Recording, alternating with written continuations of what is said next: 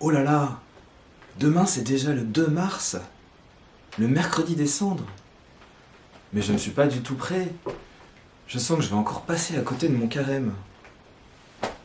Mais non, pas de panique. Il est encore temps de bien commencer son carême. Je suis le Père Mathieu de la communauté de l'Emmanuel en mission en Belgique, à Namur, à la maison Saint-Joseph.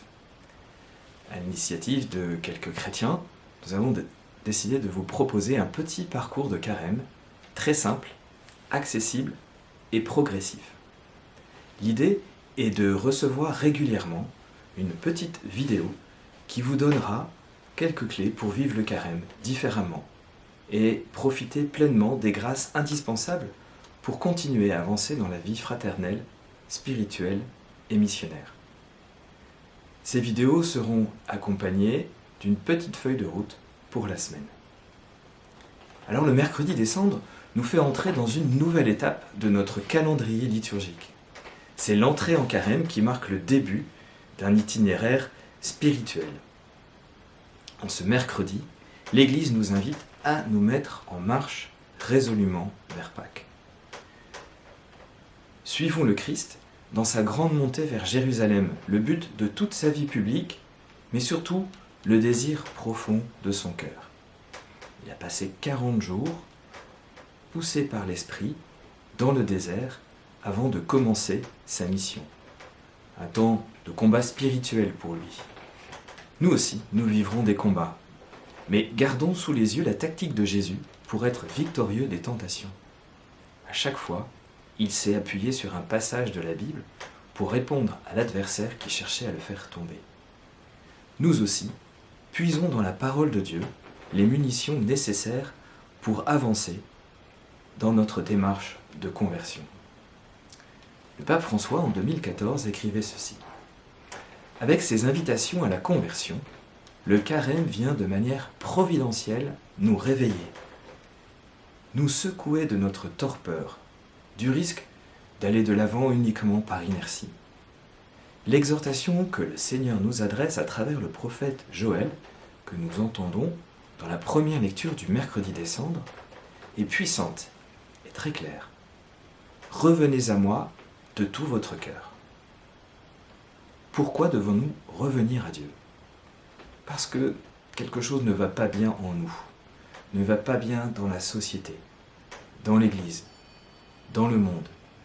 Et nous avons besoin de changer, de prendre un tournant. Et cela s'appelle avoir besoin de conversion.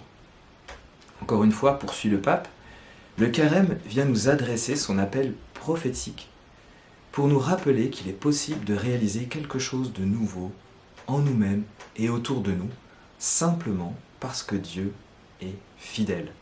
Il est toujours fidèle car il ne peut se renier lui-même. Il continue à être riche en bonté, en miséricorde, et il est toujours prêt à nous pardonner, à recommencer avec nous depuis le début, avec cette confiance filiale qui nous met en chemin. Alors, dans cette démarche, nous ne sommes pas seuls. C'est une démarche personnelle de conversion, certes, mais aussi communautaire. Et donc, toute l'Église entre dans ce chemin. Et nous aussi, nous nous soutiendrons par la prière grâce à nos petites fraternités, nos petits groupes. Alors la liturgie aussi nous aide à développer les attitudes spirituelles qui correspondent à cet itinéraire si particulier de Jésus. Le but, c'est de ne pas en rester à des rites ou des attitudes extérieures ou même des résolutions inconsistantes que l'on ne peut pas mettre en œuvre. C'est ce qui est dénoncé dans l'évangile du jour du mercredi des cendres. En ce temps-là, Jésus disait à ses disciples « Ce que vous faites pour devenir des justes, évitez de l'accomplir devant les hommes pour vous faire remarquer. » Vous aurez les références des textes dans la description de cette vidéo. Au début du carême, une voix prophétique résonne dans le désert pour nous arracher à notre confort et nous mettre en chemin vers la conversion. Le catéchisme de l'Église catholique, au numéro 1432, nous rappelle ceci. Le cœur de l'homme est lourd et endurci. Il faut que Dieu donne à l'homme un cœur nouveau, comme nous le rappelle le prophète Ézéchiel au chapitre 36. La conversion est d'abord une œuvre de la grâce de Dieu qui fait revenir nos cœurs à lui. Convertis-nous, Seigneur, et nous serons convertis, nous dit le livre des Lamentations au chapitre 5. Dieu nous donne la force de commencer à nouveau. C'est en découvrant la grandeur de l'amour de Dieu que notre cœur est ébranlé par l'horreur de notre péché, de nos infidélités. Et il commence à craindre d'offenser le Seigneur par le péché et d'être séparé de lui. Alors, nos péchés peuvent être regroupés dans 3 attitudes particulières qui sont des blessures, qui peuvent être réparées par 3 démarches spirituelles, mais en même temps très concrètes, que nous propose l'Église. Pour réparer notre relation avec Dieu, qui peut parfois être un peu distante, un peu blessée, eh bien, l'Église nous donne la prière. La prière, c'est donner à Dieu un temps particulier dans notre journée. Essayez de partir d'un texte de la parole de Dieu, pourquoi pas de la liturgie que nous avons entendue, ou quelque chose que nous voulons méditer chaque jour, que nous avons entendu à la messe le dimanche, pour nous mettre à son écoute et lui parler simplement comme à un ami. Notre relation avec les autres aussi est parfois blessée. Et donc, pour restaurer cela, l'Église nous propose l'aumône. Oui, bien souvent, les richesses matérielles nous séparent, alors retrouvons la joie simple du partage. 3e blessure, notre relation avec la création est affectée également. Alors, l'Église nous propose le jeûne.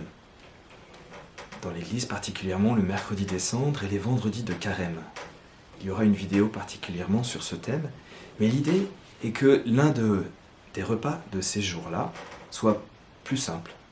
Un bol de riz, ou du pain et des pommes. En tout cas, l'idée c'est d'éviter de la viande si nous le pouvons, mais aussi ça peut être de jeûner également de sucreries, d'écrans, de séries, enfin tout ce qui prend notre temps aux dépens du Seigneur. Alors chers amis, eh bien entrons résolument dans cette nouvelle étape de notre vie de baptisé. La bonne nouvelle, c'est que nous ne sommes pas seuls dans ce combat, c'est toute l'Église qui s'engage sur le chemin, à l'écoute de la parole de Dieu, et conduit par l'Esprit Saint, comme les Hébreux, pendant 40 jours dans le désert. Alors, revenons au Seigneur, donnons-lui plus de place dans nos vies, dans notre cœur, surtout dans notre agenda. Essayons de traduire notre démarche intérieure par des actes concrets, de pardon, de service. Et parfois aussi des petits sacrifices, mais toujours avec joie. La conversion est d'abord une grâce de Dieu à accueillir. Bon carême à tous.